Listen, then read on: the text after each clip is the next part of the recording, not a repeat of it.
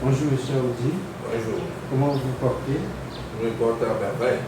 Vous pouvez vous présenter à nos téléspectateurs, ceux qui vous suivent?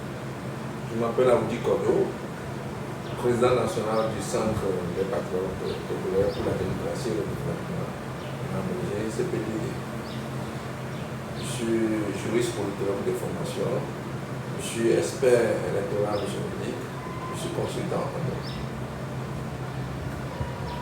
Depuis un certain moment, nous avons constaté votre sortie par rapport à la situation qui se passe au Niger. Vous avez condamné la décision de la CEDEAO. Et tout récemment, nous avons constaté aussi, à la fin de la conférence des chefs d'État, dans leur compte rendu, qu'ils désirent maintenant déployer leurs forces armées pour faire une intervention militaire au Niger. Que pensez-vous de cette décision de la CEDEAO? Ce que nous pensons, c'est que cette décision est déplorable. Et nous continuons de dénoncer l'attitude de CEDEAO qui se comporte comme une marionnette du président français Emmanuel Macron. Parce que bien avant cette conférence des chefs d'État et de gouvernement à Abuja la fois dernière, Emmanuel Macron ayant appris que les Nigériens ont décidé de façon patriotique à prendre leur destin en main à travers leurs militaires, Emmanuel Macron a réuni sa cellule de la défense. Nous n'avons pas compris ça. Curieusement, la CEDEAO, qui devrait être une institution des peuples, est devenue un syndicat des présidents des républiques communales. Et la décision que la CEDEAO vient de prendre n'arrangerait pas la sous-région. Pourquoi? Si vous regardez la carte géographique du Niger, si jamais ils arrivent, parce qu'ils ont dit ils mettent leurs forces en alerte, et dans le langage militaire, lorsqu'on dit en alerte, ce n'est pas encore la décision d'envoi des troupes sur le terrain. Je vais revenir sur ça pour expliquer pourquoi nous avons dit ça, pour faire un lien avec le comportement du président Alassane Ouattara sur ce qu'il a fait hier après la conférence.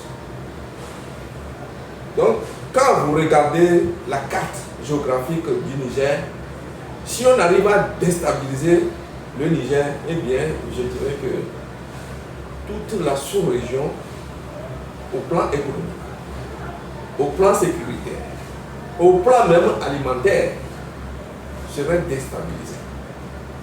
Parce que si vous regardez le Niger, la Mauritanie,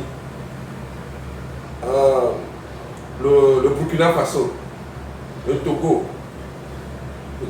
en lien en même temps le Burkina Faso, et le Bénin surtout, qui a une frontière avec le Niger, tout ça là va descendre. Ça veut dire que le Niger, c'est comme si il s'est couché au-dessus de tous ces pays que je viens de citer. Donc les répercussions seraient directes, non seulement sur le Bénin, le Togo, le Burkina Faso, le Mali, la Mauritanie vers le nord, et ça va déstabiliser toute la sous-région. Et si la sous-région ouest africaine est déstabilisée, nous aurons une seconde Libye. Nous ne voudrons plus ces genres d'intervention. Et en droit international public, aucun État, je dis bien aucun État, n'a le droit d'agresser un autre État au nom du principe de la souveraineté. Et humainement parlant, au nom de la défense des droits humains, ce serait une décision périlleuse. Une décision périlleuse, pourquoi? Vous savez, en Afrique, les peuples sont la même chose. Si vous prenez un Togolais, lorsqu'il arrive en Côte d'Ivoire, le Togolais pourra vivre tout comme s'il est au Togo. Parce que nos manières de faire sont presque les mêmes choses.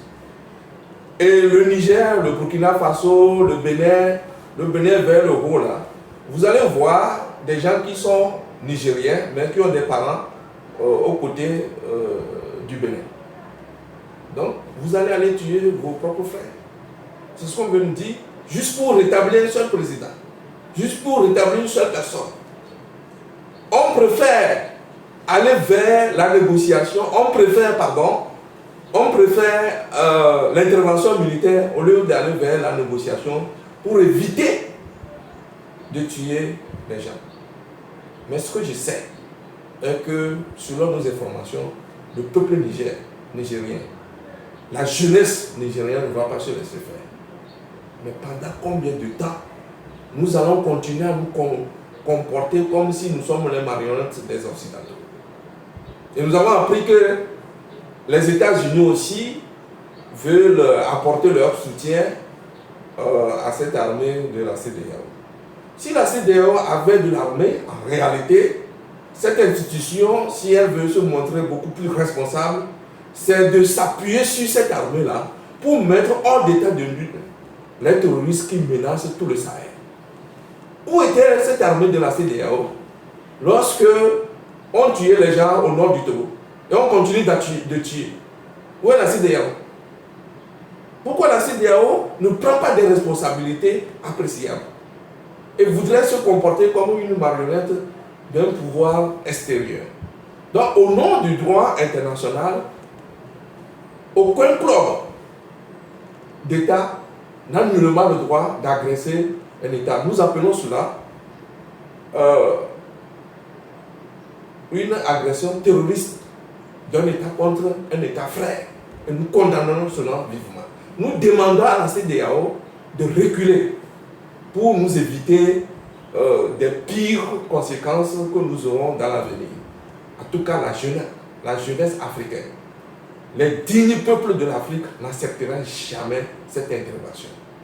Parce qu'avant de faire une intervention militaire dans un État souverain comme le Niger, il faudrait que l'ONU, à travers le Conseil de sécurité, donne son accord au sein d'une résolution. Mais aujourd'hui, ceux qui ont le veto, les 5 qui ont le veto au sein du Conseil de la sécurité à l'ONU, les gens savent qu'il y en a qui ne vont pas accepter cette intervention. C'est comme ça qu'on avait dupé le Conseil de sécurité de l'ONU, qui avait donné une résolution, et dans cette résolution-là, nous rappelons cela, dans cette résolution-là, c'était pour aller protéger la population civile. Mais nous avons vu, nous avons les conséquences. Et c'est toujours au nom de la démocratie qu'on fait des interventions. Entre la Libye de Kadhafi et la Libye de soi-disant démocratie, là, laquelle il faut choisir, le choix est clair. Donc, un homme intelligent doit pouvoir se servir des exemples pour mieux vivre dans la vie. Donc nous condamnons cette décision. Nous condamnons cette décision, surtout que le Conseil de sécurité ne s'est pas encore penché sur l'affaire. Quels sont les critères qui doivent pousser le Conseil de sécurité? Parce que là aussi, il faudrait que... Oui, pour que le Conseil de sécurité donne une intervention, vous posez une belle question et une question importante dans cette interview. Pour que le Conseil de sécurité donne l'ordre d'intervenir militairement, il faut d'abord que les populations civiles soient tuées, soient menacées par son gouvernement. Or, le renversement de Bazoum s'est fait en douceur, il n'y a pas eu effusion de ça. Il n'y a même pas un seul mort. Au nom de quoi, au nom de quel principe de droit international vous voulez faire d'intervention? Juste parce que vous voulez rétablir votre camarade, vous allez tuer les honnêtes populations du Niger. Donc nous pensons que c'est inacceptable. On ne peut pas accepter des choses comme ça lorsque vous voulez vraiment être à l'avant-garde de l'épanouissement de votre peuple, à l'avant-garde de l'économie. Parce que la CEDEAO est avant tout une institution économique. La CEDEAO doit être une communauté économique. Mais on ne peut pas faire fructifier une économie en étant en guerre. C'est pour cela que nous avons été surpris hier de voir que les États-Unis aussi disent qu'ils vont envoyer leurs troupes. La France aussi qui dit qu'ils vont envoyer leurs troupes. Au nom de quoi? Au nom de quoi? Pourquoi au Tchad, lorsque Mahamat Déby a fait le coup d'État avec effusion de sang, on n'a pas demandé à intervenir. Au contraire, le président Macron a couru pour aller légitimer ce coup d'État. Quelle est la différence? Quelle est la différence? Donc, il faudrait que la CEDEAO redevienne la CEDEAO des peuples africains. Donc, vous dites que la CEDEAO n'est pas encore une institution des peuples. Qu'est-ce que vous voulez dire par là? La CEDEAO n'est pas une institution des peuples. Parce que la CEDEAO se soucie moins, en tout cas la CEDEAO que nous avons actuellement, se soucie moins du bien-être social des peuples africains. Selon les sanctions que la CEDEAO a données, je ne sais pas là où elle allait les chercher. Aller gérer les biens de ceux qui ont renversé un gouvernement corrompu, un gouvernement qui fait l'apologie même de la force des terroristes, qui fait l'apologie. Toi, tu es le président de la République, c'est toi qui viens faire l'apologie des forces de mal. Et vous pensez que les 10 fils du peuple nigérien vont se taire continuellement cela? Non. Donc, ils ont dû prendre leur responsabilité.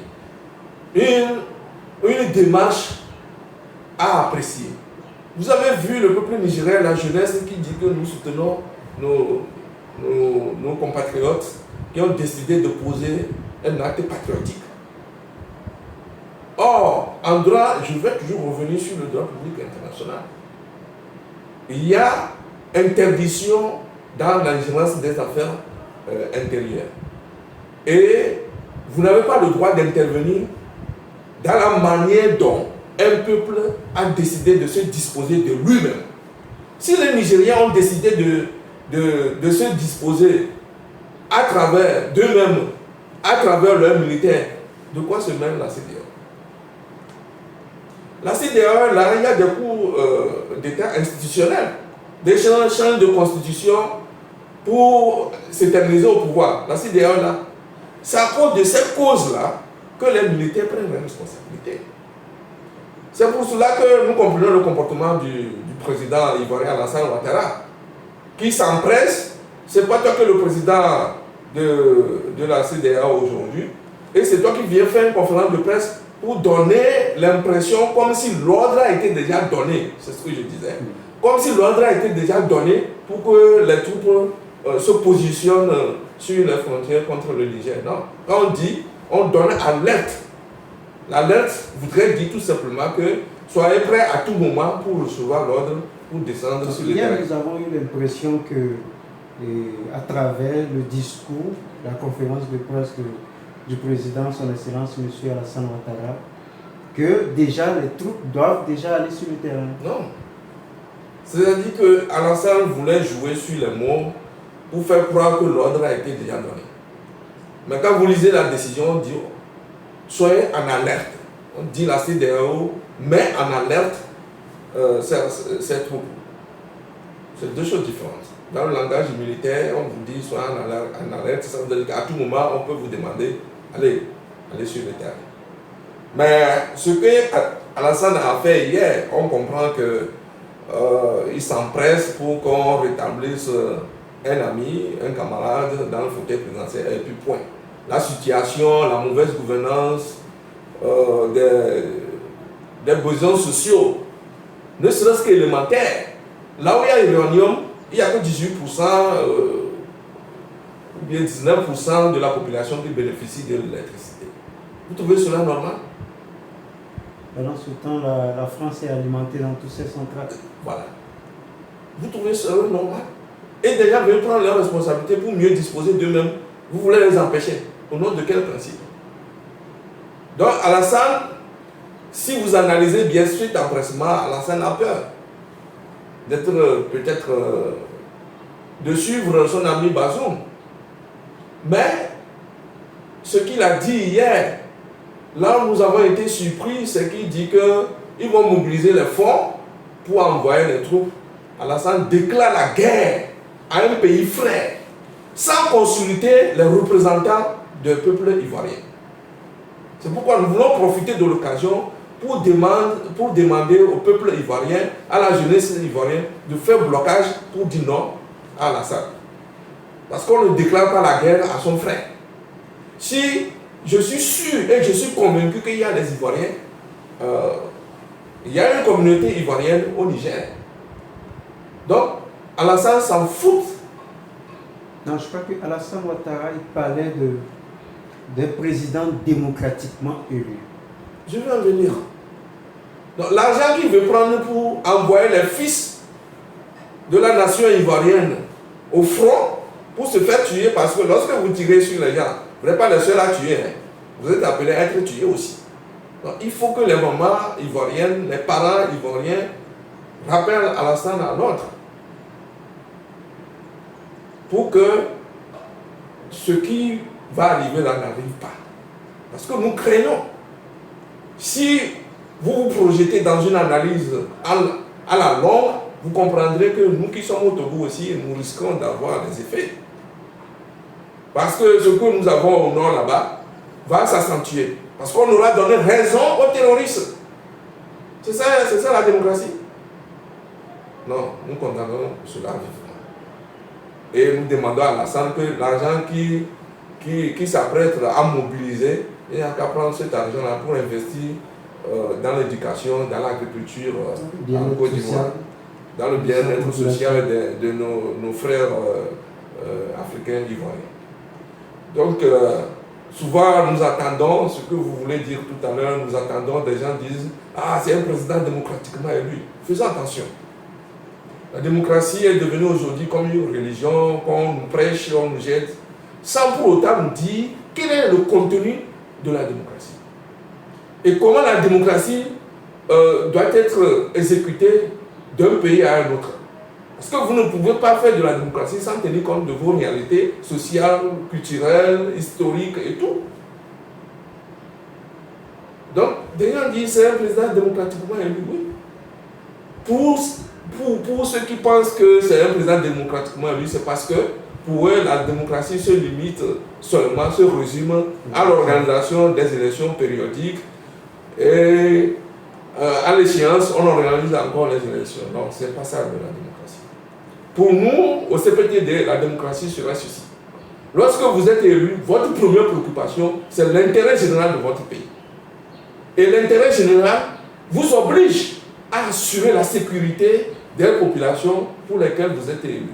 Pour assurer la territorialité de votre pays. Donc, si vous êtes élu démocratiquement, oui, ça c'est le premier principe. Et que vous sapez la bonne gouvernance des problèmes sociaux élémentaires des populations pour lesquelles vous êtes élu. Par exemple, se vêtir, se loger, manger à sa faim, au moins ça. Avoir de l'eau potable, avoir de l'électricité, avoir des infrastructures sanitaires. Vous sapez tout ça là, au profit, vous ne le cachez même pas. Vous êtes devenu même l'avocat défenseur des autres pays contre votre propre pays. Eh bien, le peuple qui est le souverain aura le droit de reprendre son pouvoir pour en faire ce qu'il veut pour le bien-être social de lui-même et des autres qui sont des pays limitrophes de ce peuple-là. Ce qui montre que les présidents démocratiquement élus doivent savoir qu'ils sont des serviteurs. Oui, en réalité, mandatés par le peuple souverain. Oui, si vous êtes un mandataire, sachez que le mandat peut vous retirer le mandat qu'il vous a donné un jour. Si vous ne faites pas réellement ce pourquoi on vous a nommé mandataire. Les présidents de la République, les élus, sont des serviteurs du peuple. C'est un guide de la démocratie. Vous devez savoir que vous êtes serviteur du peuple. Mais si vous êtes élu parce que vous avez été élu démocratiquement, ça dit que il y a seulement la satisfaction d'un seul principe de la démocratie, qui est l'organisation périodique selon ce qui est inscrit dans vos lois. Si vous croyez qu'avec cette seule satisfaction de ce seul principe, vous pouvez faire ce que vous devez faire, aujourd'hui, les peuples ne l'acceptent plus. Les peuples sont aux aguets pour voir, après la satisfaction de ce premier principe, est-ce que les autres principes seront respectés. Et aujourd'hui, la démocratie, le contenu de la démocratie va jusqu'au niveau de l'éthique politique. Si vous avez le sens de l'éthique politique en vous, lorsque vous êtes élu et que le peuple trouve que, entre-temps, il s'est trompé pour vous donner son pouvoir, le sens de votre responsabilité relativement à l'éthique politique doit vous amener d'ailleurs à démissionner. C'est au nom de l'éthique politique que nous voyons par exemple en Suisse, en France, un ministre qui voit que ce qu'il voulait faire, s'il voulait prendre une décision, on le bloque par-ci, par-là, ou bien le gouvernement veut prendre une décision qui ne rentre pas dans le bien social de son peuple, eh bien il démissionne et il dénonce cela. C'est au nom de l'éthique politique. Donc l'éthique politique aujourd'hui rentre dans le cadre du principe de la démocratie.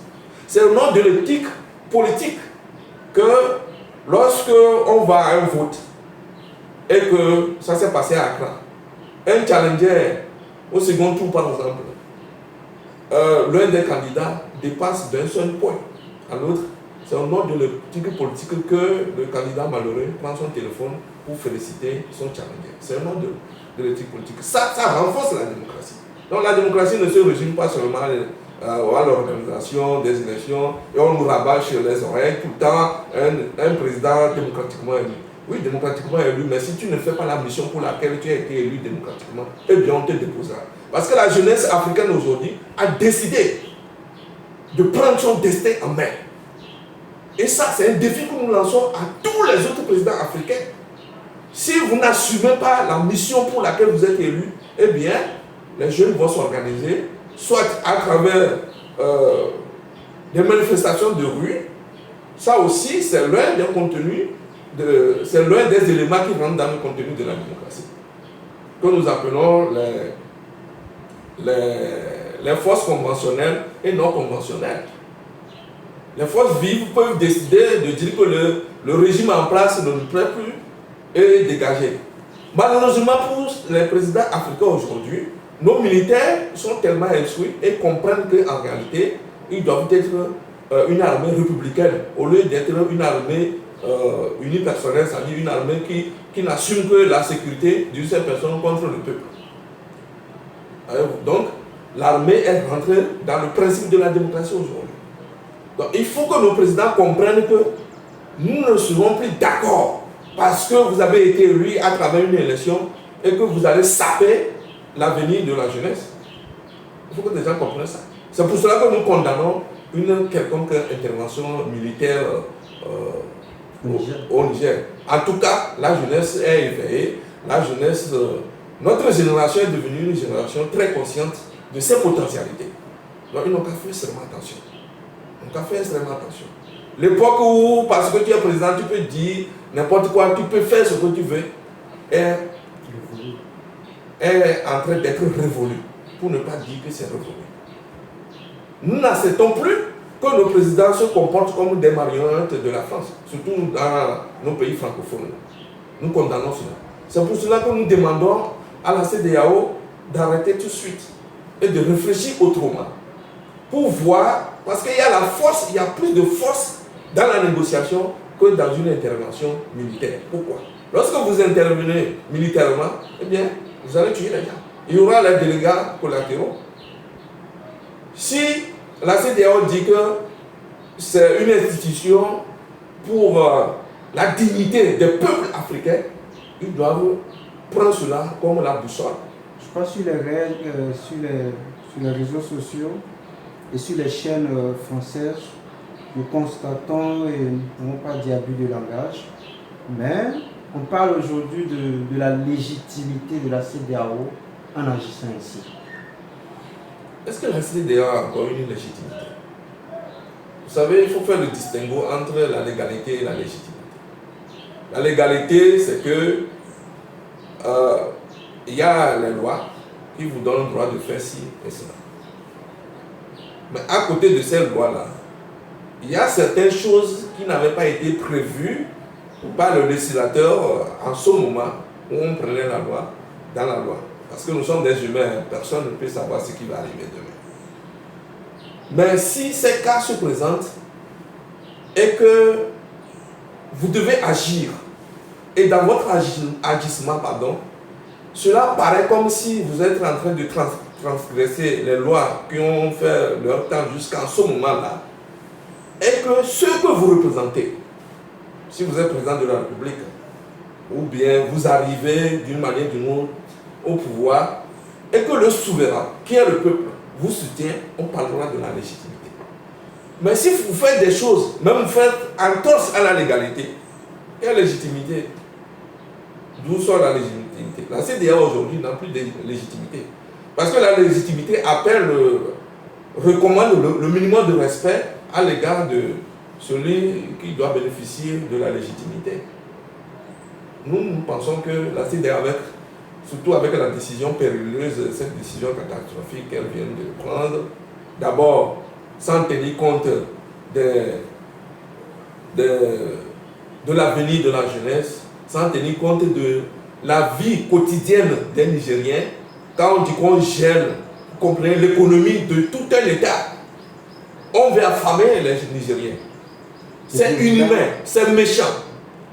Le président Alassane Ouattara l'a si bien dit hier qu'il s'agit en fait des décisions qui sont prises ce n'est pas pour punir le peuple, mais en réalité, c'est pour punir les putschistes. Donc il a dit plutôt que c'est la faute aux putschistes, que c'est un pays frère. Cette duplicité de langage politique, nous n'en sommes plus là-bas. Il faut que le président de la République ivoirienne comprenne cela. Il voulait utiliser un langage duplicitaire. Vous savez, le grand juge de l'être humain, c'est sa conscience. Quand il parlait, vous constaterez en même temps qu'il est en train de défendre l'indéfendable. Son fort intérieur lui dit non. C'est pour cela que dans la communication, il essayait de faire comprendre que c'est la faute aux militaires qui ont renversé un gouvernement corrompu. Corrompu jusqu'aux os. Et il dit que c'est la faute. C'est ces militaires-là qui leur ont demandé de gérer l'économie du pays. Non. Et il dit, s'ils n'avaient pas renversé le pouvoir, s'ils n'avaient pas renversé leurs camarades, leurs syndiqués, puisque la CEDEAO est devenue un syndicat maintenant, leurs membres de leur syndicat, on ne serait pas devant en tout cas, cette punition-là. Lui-même, il a sorti le mot. C'est une punition en réalité. Vous punissez injustement un peuple qui voudrait vivre paisiblement. Donc, en disant cela, nous pensons que c'est un langage duplicitaire qui ne marche pas et qui ne marchera pas. Parce que même un enfant qui est en classe de CM1 saura que ce qu'il dit là, c'est un langage duplicitaire. Si vous savez que c'est une punition, pourquoi vous prenez la décision? Donc, moi je pense que la CEDEAO doit revoir sa copie. La CEDEAO aussi, si la CEDEAO a une force sous sa garde, nous préférons que la CEDEAO intervienne et cesse de faire, comme nous l'avions dit dans l'autre intervention, c'est de se comporter comme un médecin après la mort. La CEDEAO doit prendre ses responsabilités pour combattre ceux qui sont en train de saper la paix et la quiétude de nos paisibles populations pour les dégager. Donc nous recommandons à la CEDEAO de se ressaisir et de prendre cette armée-là pour aider les présidents de la République qui ont décidé d'affronter cette force de mal qui n'est d'autre que ces terroristes-là, qui en réalité ne prennent pas de décisions venant d'eux-mêmes. Ils ont leur commanditaire ailleurs, juste pour voler les richesses de nos sous-sols africains. Donc nous condamnons cela. Nous continuerons à dire que nous condamnons et nous demandons à la CEDEAO de revoir son comportement. Merci, M. Aoudi. Votre mot de fin. Non, mon mot de fin, je voudrais rappeler aux dignes fils de l'Afrique que le CPTD est de cœur avec eux. Nous voudrions dire à la communauté nigérienne, au peuple nigérien, que Allah tout miséricordieux, Dieu tout-puissant, et la force de nos ancêtres africains sont avec eux. Même s'il y a une intervention, mais je dis même si finalement la CEDEAO veut foncer droit dans le mur et envoie une force militaire au Niger, étant donné que Dieu est avec eux, puisqu'ils vont faire une guerre juste, je suis en train de voir ce qui est arrivé à l'Italie, en Éthiopie. C'est ce que je suis en train de voir. Et c'est ce que je suis en train de voir. La CEDEAO va moindre encore plus de poussière. Vous savez, le président Gbagbo a dit quelque chose dans une petite phrase, mais qui est très forte. Il a dit, la seule bonne chose de la création de la CEDEAO, c'est sa création. Si on veut commenter ça, moi je dirais, je vais résumer ça dans une phrase pour dire que c'est bon d'avoir une institution comme la CEDEAO. Maintenant, comme nous l'avons déjà, les missions qu'elle doit s'assigner, il faut les revoir. Il faut qu'en Afrique, la démocratie se réinvente en tenant compte des réalités des peuples africains, en tenant compte des aspirations profondes de nos populations. Sans une démocratie, sans la prise en compte des aspirations profondes de nos populations africaines, nous allons nous retrouver souvent devant des situations comme ce que nous sommes en train de vivre au Niger.